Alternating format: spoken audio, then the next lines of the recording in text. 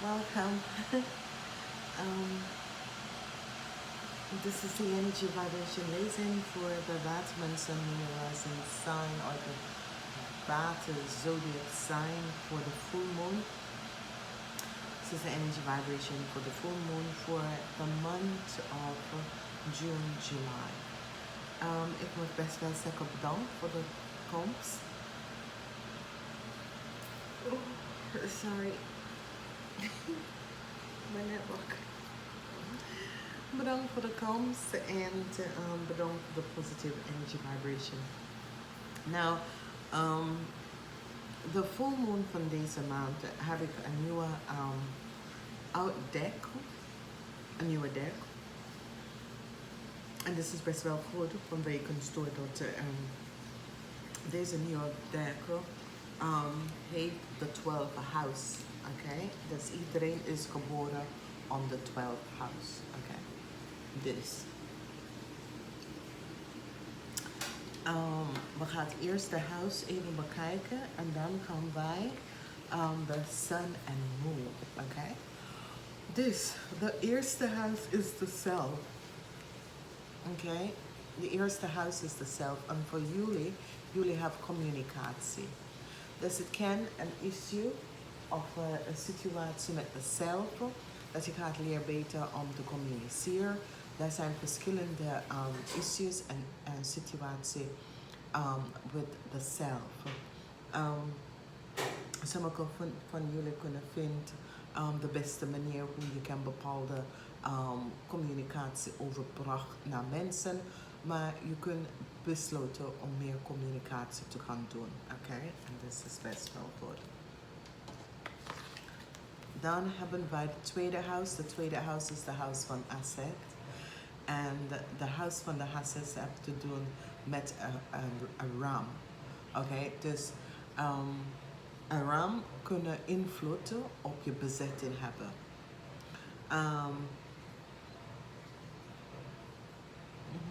Het kan op een radical manier, of het kan gewoon op een invloed op je asset of op je bezetting. Oké? En dit heeft mee te maken met een ram. Oké? Dus realiseer dat het is, je kunt even gaan samenwerken in collaboration met de ram, maar die heeft effect op je bezetting. De derde huis heb je de perception of hoe je ziet the world, de perceptie of hoe je de world ziet of hoe de world jou ziet. En je bent in een droomfase van je leven. Dus 15 juni tot 15 juli is de manier hoe je ziet the world is in een droomfase. En daar ga je even proberen om een beste manier, beste oplossing van issues en dat soort dingen even over te brengen. Voor het huis is de huis van roots. En heel veel van jullie krijgen hulp van de steenbok om even achter te gaan zoeken, je roots te gaan opzoeken. Whether it's your roots van je bloodline of your roots van je ziel family, je ziel, je lid, je ziel family of je bloodline. Je gaat even op zoek, omdat deze steenbok ga je even zo open laten dat je gaat besluiten om even je achtergrond of je de levensboom om op te gaan zoeken om te vinden echt waar is de family bestand uit. Uit hoeveel verschillende cultuur en dat soort effect. Dus deze steenbok komt echt in je leven om dat wakker te worden bij jullie. Oké? Dus dat is goed.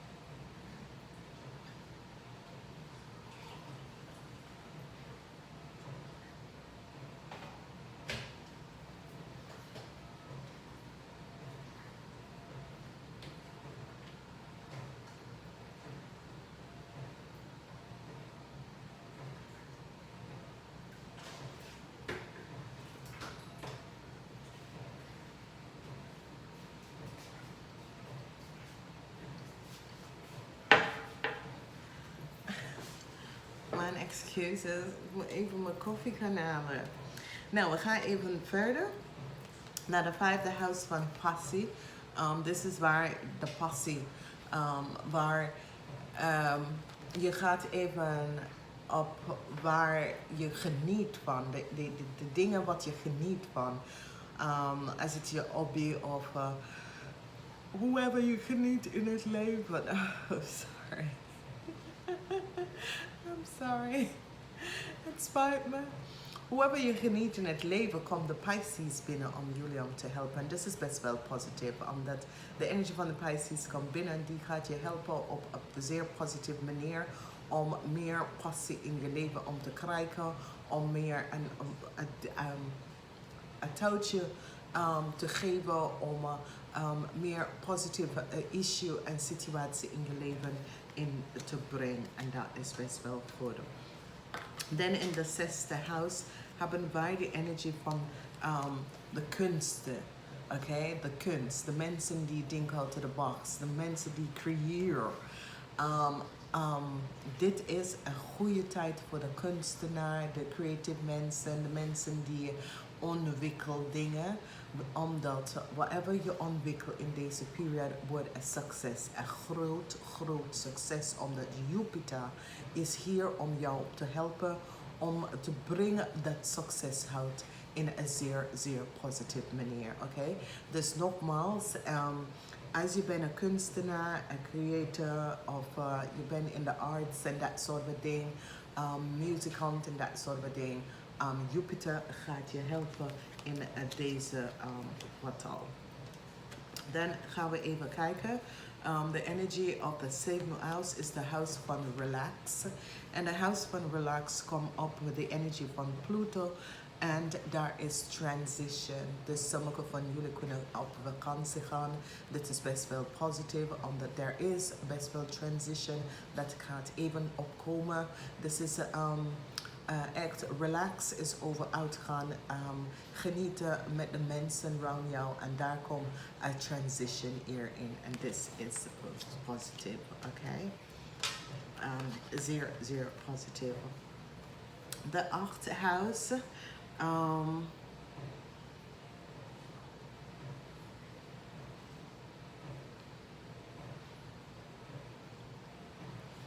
The eighth house is the house van intimacy, and we have cryon.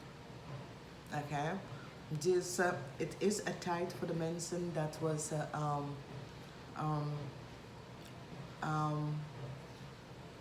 misbruik van is gemaakt om genezing te krijgen. Dus als je was misbruik gemaakt als je jong bent, het is een tijd dat je kan vragen voor vergeving en genezing, oké? Dus zeg maar, als je was jongen, je wordt misgebruikt. Nou is de tijd om genezing voor deze issue. Zeg maar dat je hebt de intimacy, de gereedschap in een verkeerde manier gebruikt. Nou is de tijd om te vragen voor genezing, vergeven voor wat je hebt gedaan tegen je lichaam. Dat soort van oplossing en dat soort van issue wordt weggehaald. Oké, en dat is best wel goed.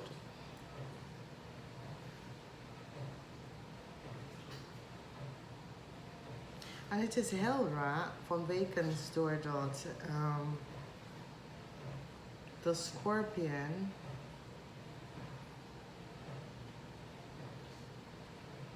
the Kreeft is in the fourth house, and that is over your octagon. Okay, the fourth house is altijd over the octagon. Okay, that is the fourth house is the energy from the Kreeft mensen, and it's over the octagon, your octagon. Okay, and the Scorpion energy have the energy of Pluto, and the Scorpion energy bow in the a totally on the house, waar it is the house van ook genezing in some form and some sense, okay? The Scorpion is in the 8th house of intimacy, okay?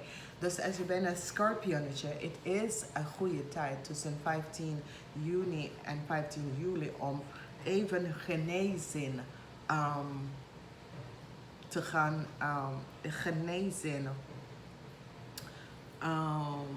te gaan op zoek met de sexuality, oké? Intimacy, want dat is jouw huis. En dat is best wel goed. The energy with the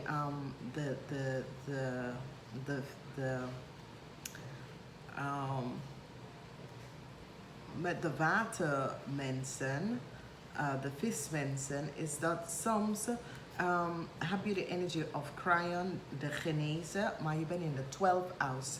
En de 12th house is ook de huis van de steenbok ook. Dus that is just weird. And Neptune en Cryon is daar samen met jou, oké? Neptune en Cryon is daar samen met jou. En dit is best wel goed. En het is zo raar dat de vismensen have the 12th house, oké? The 10th house is the Steenbok and the Scorpion is in the Steenbok house. Dus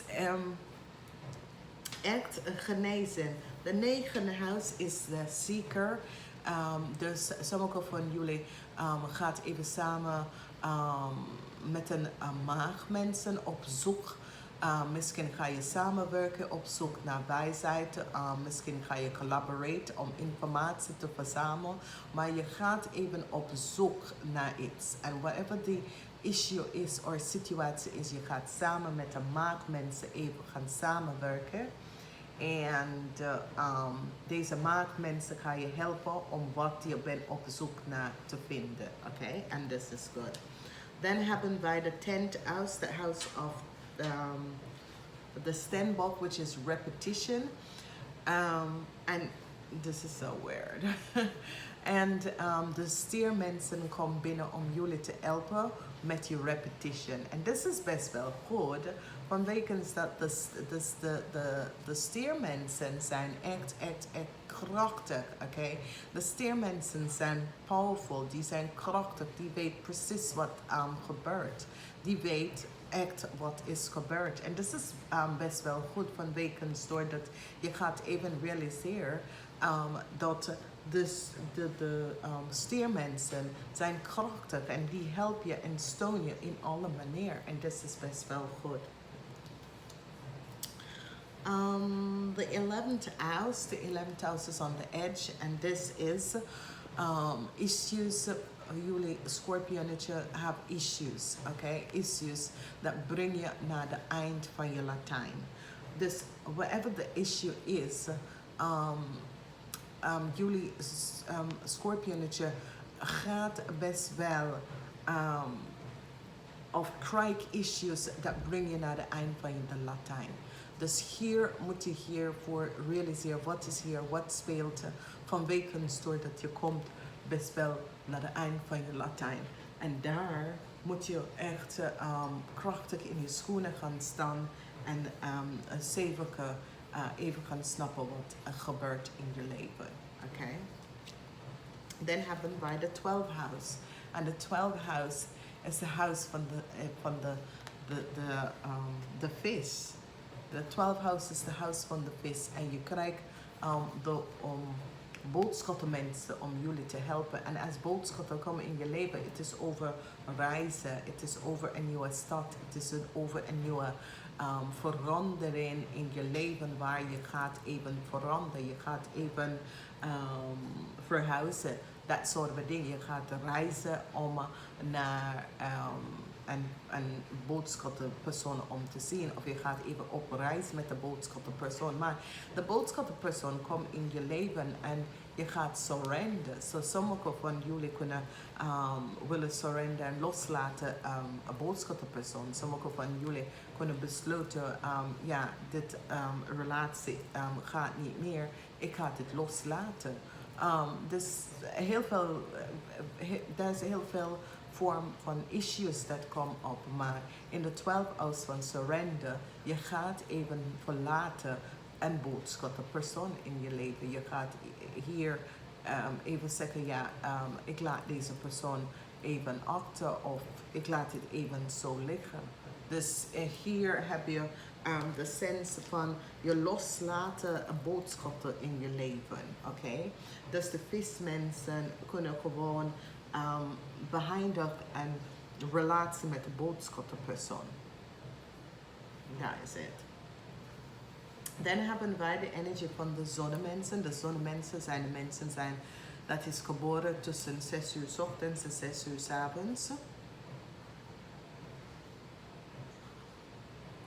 And there is a semi-textile. And this is, je laat alles even gaan. Dat is, als je bent geboren tussen 6 uur 's ochtends en 6 uur 's avonds. Dat is overdag. Je bent een zonmens en je gewoon gaan met de flow. Je gaat echt geen tekens spelen, tekens staan, niks. Je gaat gewoon met de flow omgaan. En dit is best wel positief. Voor de mensen die is geboren na 6 uur tot en met 6 uur 's ochtends, het is een tijd om self-reflection. Het is een tijd om jezelf even na te denken, even na te kijken, even na te zien. Het is een tijd van self-reflection. Het is de opposite balancing, oké? Dus voor de moonmensen, je bent geboren 6 uur 's avonds tot 6 uur 's ochtends. Het is een tijd waar je gaat even jezelf bekijken en je gaat even balance in je leven even gaan brengen, oké? En dit is best wel goed. Dus je gaat hier even zien, whatever the issue is en de situatie is, je gaat even in de speaker kijken om te zeggen. En je gaat even kijken, goed, wat is de juiste beslissing te gaan maken. En dat is best wel positief. Dus het is geen, zeg maar, geen slechte maand. Full moon voor jullie. En ja, de full moon zal nooit slecht voor jullie vanwege doordat jullie zijn. Ja, full moon zal nooit slecht voor jullie. Vanwege doordat jullie zijn gedoord door de moon, de unseen world, omdat jullie zijn de watermensen, oké? Dus de moon heeft een effect op iedereen, maar bij jullie, het is zo, het is jullie, whatever the energy van de moon carry, het is altijd dat jullie kunnen deze issue of situatie even beter kunnen bijwerken en dat is goed. Nou, we gaan even op de energie van de ascendants, de North Node en de numerous. Nou, de ascendants is hoe je bekijkt het leven. Oké? Hoe bekijk je het leven? Dat is de energie van de ascendants. Hoe je bekijkt het leven. En je gaat even in tune met de flow.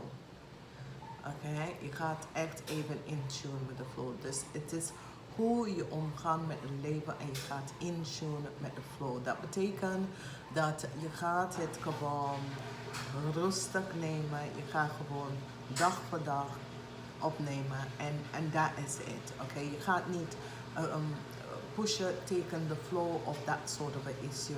Je gaat gewoon dag voor dag dingen aannemen en zo ga je op in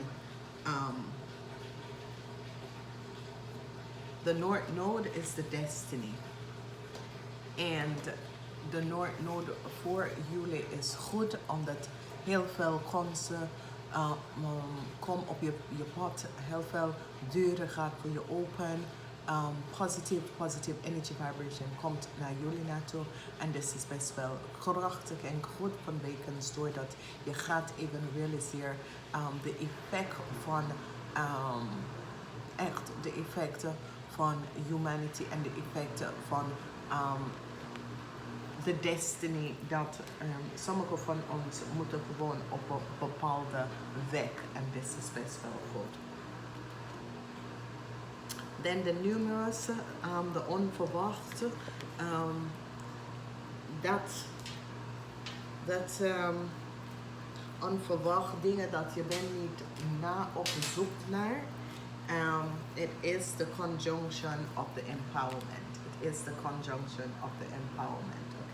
Dat is de onverwacht dat je bent niet op zoek naar. En dat is de onverwacht op de empowerment. En dat is best wel goed.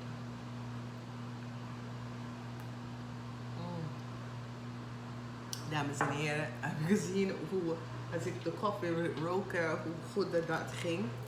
Oeps.